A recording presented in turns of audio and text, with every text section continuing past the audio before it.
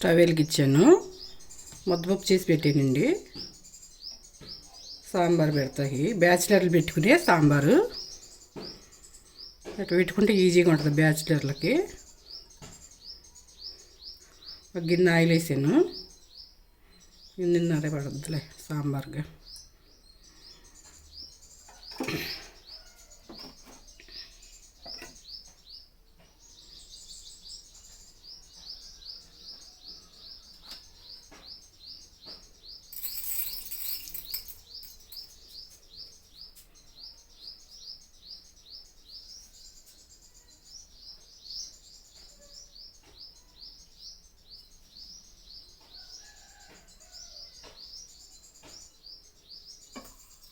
Oil heat ఎక్కినాక తాలింపు దినుసులు, జీరా, కొంచెం లవంగాయ చెక్క పొడి వేస్తున్నాము. సాంబారు స్మెల్ బాగుంటుంది, ఉంటే వేసుకోండి, లేకపోయినా పర్లేదు, ఆప్షను. మిరియాల పొడి,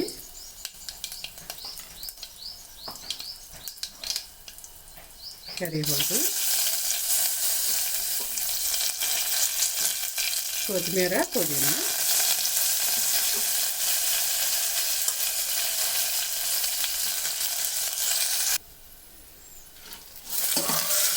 ఇవన్నీ వేసుకున్నాక ఇలా తిప్పుకోండి. ఆనియన్ ముక్కలు,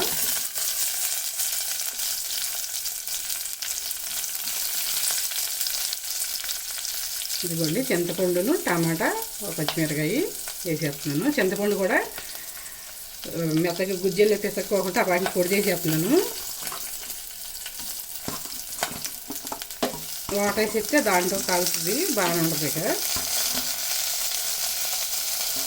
అంటే బ్యాచిలర్లు కంటున్నాగా చింతపండు అది పిసుకోకుండా కట్టి ఈజీగా ఉంటాకని చెప్పి ఈజీగా ఉంటాకని ఆ ప్రాసెస్ చేస్తున్నాను.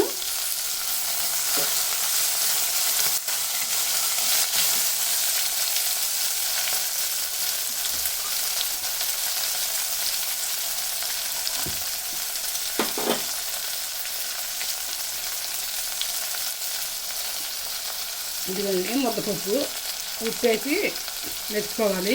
ఒక చిన్న గ్లాసు వాష్ చేసుకుని ఉడికించుకుని ఇలా చేసుకోవటమే పప్పు, ముద్దపప్పు.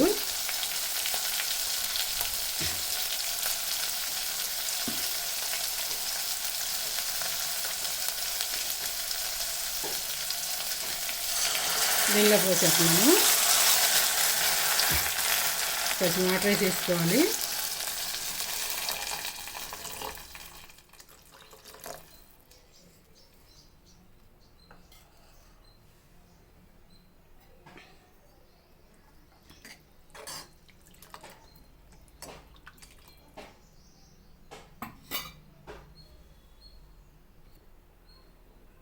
ఇవ్వండి ఉప్పు,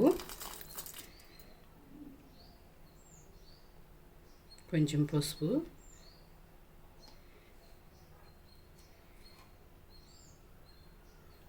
చిన్న గ్లాస్ కందిపప్పు తీసుకుని వాష్ చేసేసుకుని చక్కగా ఉడికిచ్చేసుకుని ఇలా చేసుకోవచ్చు. పప్పు అనేది పప్పుచారు.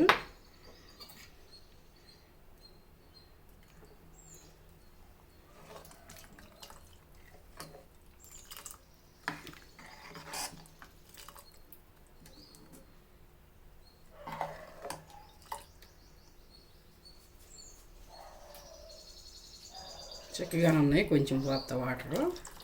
మరి చక్కగా ఉన్న తిక్కుగా ఉంటాయి కదా, బాగోదు. పలసగా చేసుకుంటే కాగేటప్పటికి సరిపోతాయి, కొంచెం తిక్కుగా అవుతాయి. అప్పుడు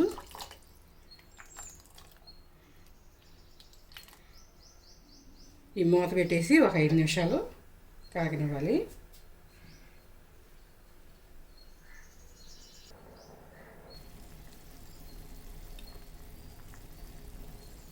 ఇలా కాగుతున్నప్పుడు ఇక స్టవ్ కట్టేయాలి. బ్యాచిలర్లకి చింతపండు నానబెట్టి లాంగ్ అవుద్దని, వాళ్ళకి ప్రాసెస్ లాంగ్ అవుద్దని ఇలా చూపించాను. ఇలా ఈజీగా పెట్టుకోవచ్చని.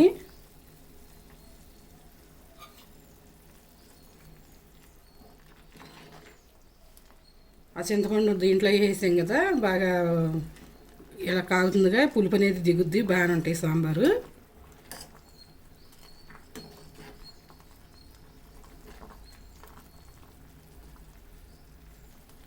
వీడియోస్ చూసి వెళ్ళిపోకుండా లైక్ చేయండి, సపోర్ట్ చేయండి.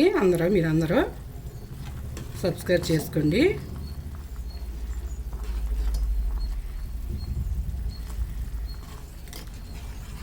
బ్యాచిలర్ సాంబారు, ఎల్లుల్లిపాయ కూడా కొట్టేసాను తాలింపు దినుసుల్లో. కందిపప్పు చిన్న గ్లాస్ తీసుకుని వాష్ చేసుకున్నాక 4 గ్లాసులు పోసుకోండి వాటర్ ఉడకటానికి. మెత్తగా ఉడికిపోతుంది, అప్పుడు సరిపోద్ది వాటర్ కూడా.